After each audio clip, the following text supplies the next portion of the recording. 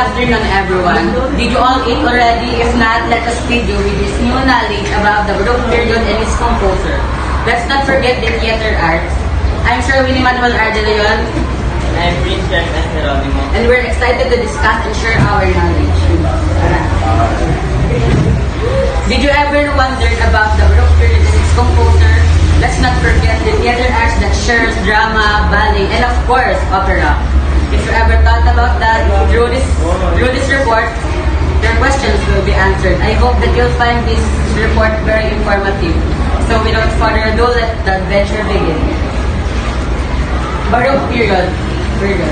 Highly ornate and elaborate style of architecture, art, and design that flourished in Europe in the 17th and the first half of the 18th century.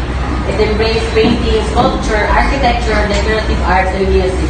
In music, the Baroque era is usually considered to extend from 16th century to 17th century. In this period or era, yung architecture, designs, music are mas pinaganda at mas detalyado. Let us now proceed to the famous composer who left a good mark in the music of history. First one is Johann Sebastian Bach. He was German composer, organist, harpsichordist, and violinist. Bach's beautiful soprano singing helped him to be accepted at a school in Lüneburg. Doon siya nag-aral sa Lüneburg. A few years later, his voice changed and Bach focused his attention to playing the violin and harpsichord. He was known for his composition for organ, orchestra, and oratorio. Yun yung mga forte niya, yung mga lagi niya piniplay. His most important and long-term position was as cantor at St. Thomas. His works include Concerto Grosso, Masses, Cantatas, Fueges, work for clavichord and harpsichord. This is the actual picture of the harpsichord.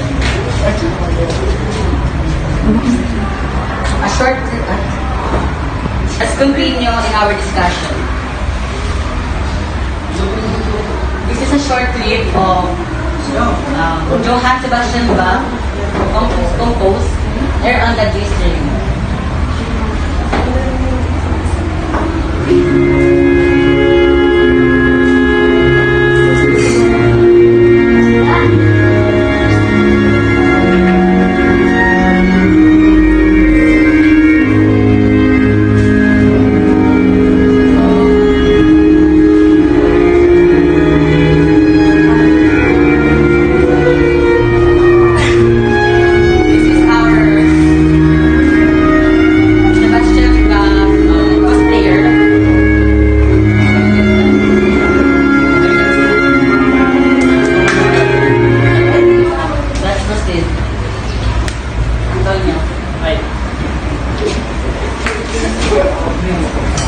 Okay.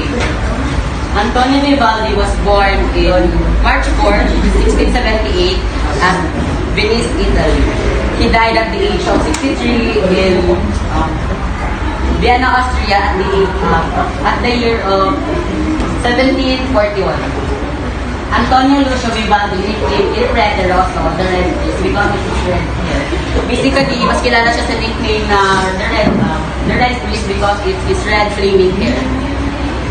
He was Italian Baroque composer, Catholic priest, and a virtuoso violinist.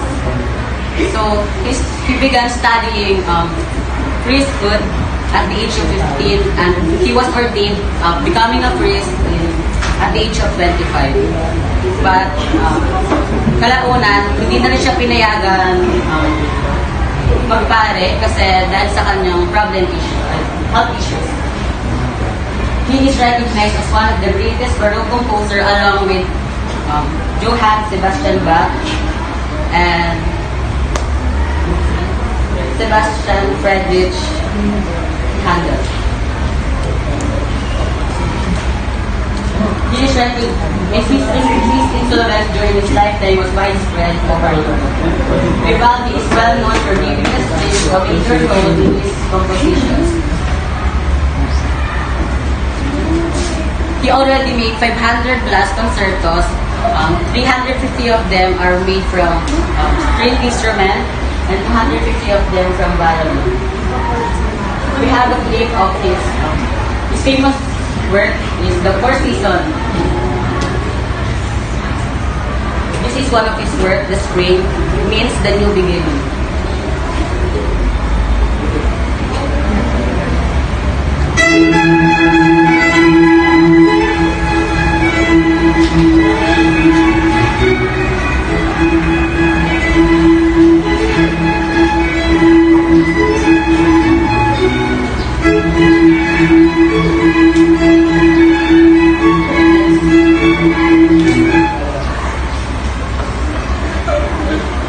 George Friedrich Handel.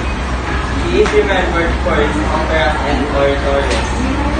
He became England's favorite composer.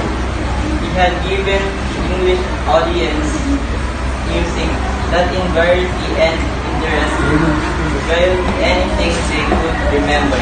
He lost both of his eyesight and stability because of cataracts.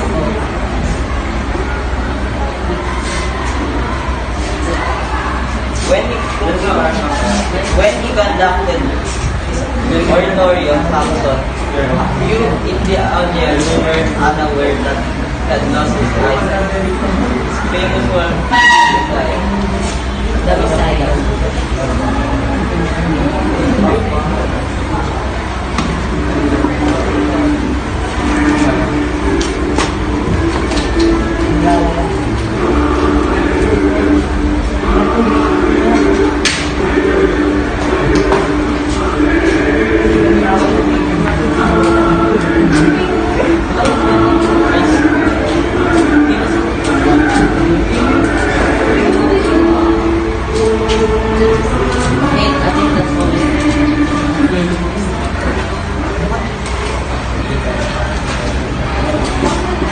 After that fun introduction of the famous composers in the time of the Baroque period, let's now proceed into the dramatic renaissance.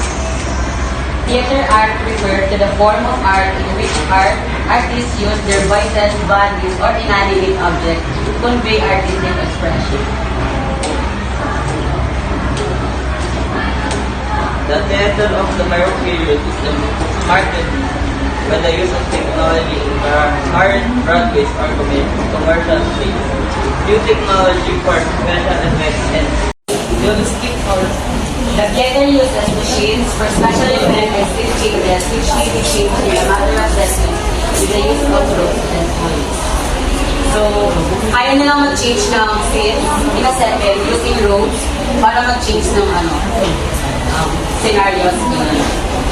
This technology affected the content of the performers practicing at its best. Mas na-enhance yung performance ng actors at yung pag-play nila sa theater. Example of their theater.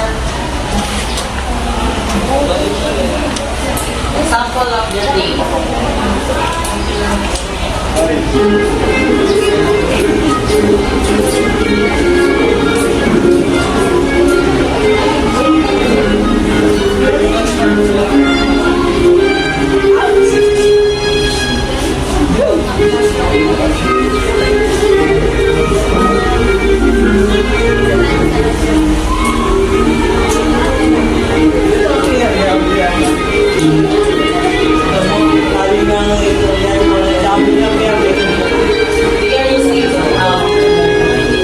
The background to make the wings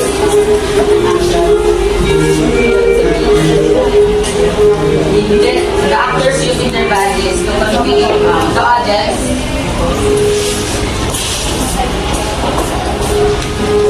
And that's all for today. I hope that you learned something from us.